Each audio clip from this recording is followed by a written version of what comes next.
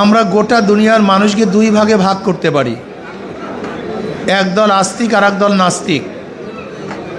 আস্তিক যারা স্রষ্টাকে বিশ্বাস করে, নাস্তিক যারা স্রষ্টাকে বিশ্বাস করে না। এর জন্য সমস্ত ধার্মিকই আস্তিক, হিন্দু, বৌদ্ধ, খ্রিস্টান, ইহুদি, মুসলমান সবাই আস্তিক, স্রষ্টাকে বিশ্বাস করে। এরপর আবার পার্থক্য আছে আল্লাহকে মানার দিক থেকে। মুসলমান নামে তো মুসলমান, আজকে বাংলাদেশে বহুত মুসলমান আছে, এই জালগড়িতে বহুত মুসলমান আছে যারা রোজাই রাখে নাই। আল্লাহ পাক রোজা ফরজ করেছিলেন তাকওয়া অর্জন করার জন্য, সে ব্যক্তি রোজাই তো রাখে নাই। আবার অনেকে রোজা রাখছি দেখেন নামাজ পড়ে নাই, আবার অনেকে রোজা রাখছি গুনার মধ্যে লিপ্ত। অনেকে রোজা রাখছি প্রচলিত রোজা, কেউ রাখছি এর জন্য যে স্বাস্থ্য ভালো হবে। আল্লাহর হুকুম পালন করার জন্য কয়জনের রোজা রেখেছে আমাকে বলেন তো। আসলে আমাদের সমস্যাটা কোন জায়গায়? কোরআন ও হাদিসের গভীর এলেম আমাদের মধ্যে না থাকার কারণে আমরা ইসলামের যা শুরু করেছি যা চিন্তাও করা যায় না। তবে এখানে যারা আসছেন আমি একটা কথা শোনায়া যায়, রাত্রে শুয়ে শুয়ে চিন্তা করবেন। আল্লাহ পাক কালামে পাকের মধ্যে ফরমান, ইয়াউমা লা ইয়ানফাউ মালু ওয়ালা বানুনা ইল্লা মান আতাল্লাহ বিকালবিন সালিম। কিয়ামতের ময়দানে মাল দৌলত, ইয়াউমা লা ইয়ানফাউ মালু ওয়ালা বানুন, এই বানুন দ্বারা উদ্দেশ্য শক্তি। আগেকার জমানায় যার যত সন্তান ছিল সে তত শক্তিশালী ছিল। অর্থাৎ কিয়ামতের ময়দানে মাল দৌলত শক্তি কোনো কাজে আসবে না। একমাত্র কলবে সালিম, যেই কলবের মধ্যে গুনাহ নাই, পাপ নাই, পরিষ্কার, সেই ব্যক্তি একমাত্র নাজাত পাবে। এটা স্পষ্ট কোরআনের আয়াত। এখন আমি যদি প্রশ্ন করছি, এখানে আমরা যারা আসি আমাদের কলবের অবস্থাটা কি, আমাদের গুনার অবস্থাটা কি? কেউ চিন্তা করি? কেউ চিন্তাই করি না। আমরা জোয়ারে গাঁও ভাষায় যারা মুসলমান মোমেন, আমি স্পষ্ট বলবো, খবরদার, জানোয়ার পালে চলে, মুসলমান ঈমান অনুযায়ী চলে।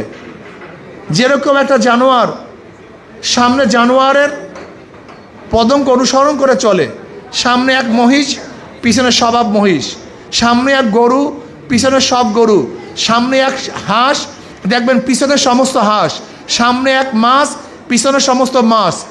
দেখবেন পাখিগুলি উড়ে যায়, সামনে একটা পাখি, পিছনে সব পাখি। কিন্তু মুসলমান কিন্তু জোয়ারে গাওয়া ভাষায় না। নবী নূহ আলাইহিস সালাতু ওয়াস সালাম কওম তাকে প্রত্যাখ্যান করছেন, কিন্তু নবী নূহ আলাইহিস সালাতু ঈমান ত্যাগ করেন নাই।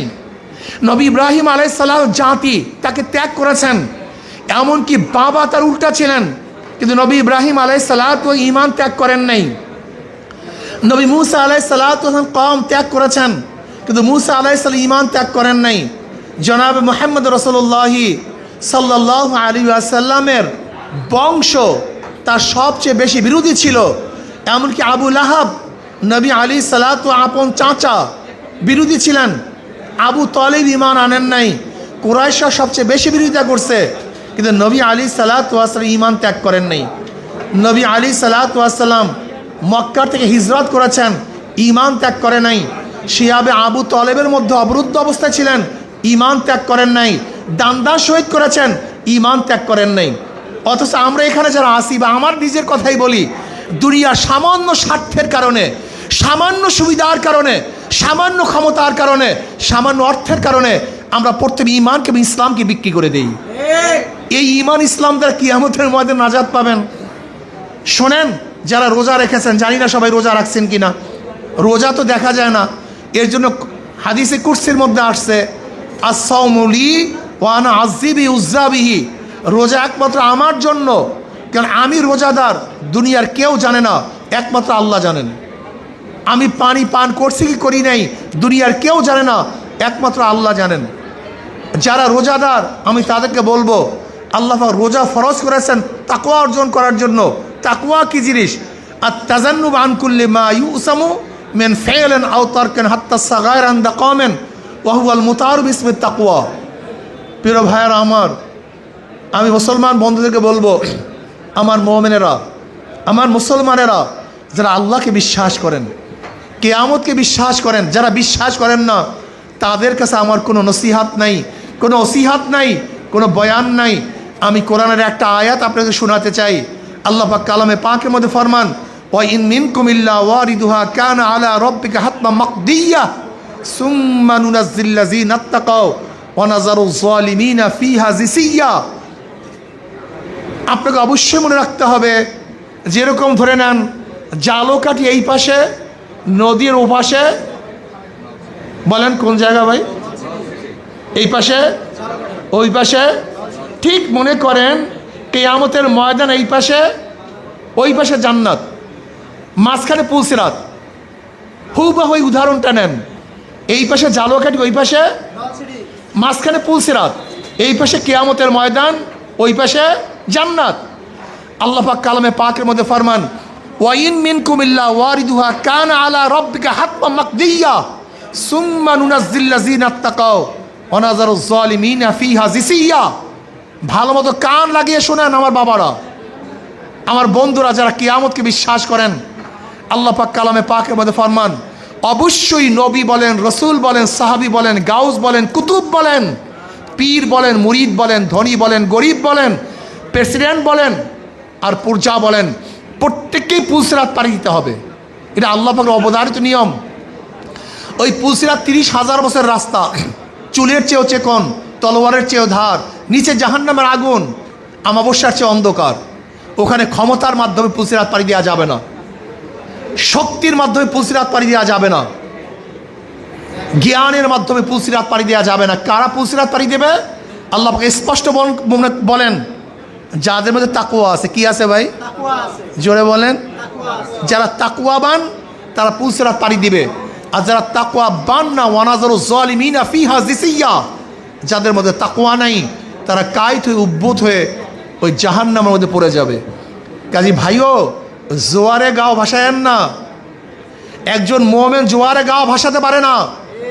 একজন মুমিন শুধু ক্ষমতার পিছনে ছুটতে পারে না, শুধু অর্থের পিছনে ছুটতে পারে না। একজন মুমিন সবসময় চিন্তা করে আমার আখিরাতের অবস্থাটা কি হবে। আল্লাহ পাক নিশ্চিত কালামে পাকের মধ্যে ফরমান, ওয়াল আকিবাতু লিল মুত্তাকিন, কিয়ামতের ময়দানে সফল কাম হয়ে যাবে, নাজাত পেয়ে যাবে, মুক্তি পেয়ে যাবে। কারা? যাদের মধ্যে তাকওয়া আছে। যাদের মধ্যে কি আছে? তাকওয়া আছে। কয় মিনিট আছে ভাই? যাদের মধ্যে তাকওয়া আছে। তাকওয়া কি জিনিস? তাকওয়া আল্লাহর ভয়। আল্লাহর ভয়, আল্লাহর ভয় কি জিনিস? যে ব্যক্তি আল্লাহর ভয় গুনার থেকে নিজেকে বাঁচায় রাখে, সেই ব্যক্তি তাকওয়াবান। কাজে আমি আমার মুসলমান বন্ধুদেরকে বলবো, এই তাকওয়া অর্জন করার জন্য আল্লাহ পাক রোজাকে ফরজ করেছেন। কুতিবা আলাইকুমুস সিয়ামু কামা কুতিবা আলাল্লাযীনা মিন ক্বাবলিকুম লাআল্লাকুম তাত্তাকুন, যারা তোমরা মুত্তাকি হতে পারো। আমরা আজকে দোয়া করব যেন আল্লাহ পাক আমাদের সবাইকে মুত্তাকি হিসেবে কবুল করে নেন। এই মুহূর্তে দোয়া কবুল হওয়ার সময়, ইফতারি সামনে নিয়ে দোয়া কবুল হওয়ার সময় আমরা আল্লাহর কাছে দোয়া করি, আল্লাহ যেন আমাদের সবাইকে মাফ করে দেন। আল্লাহুম্মা আমিন।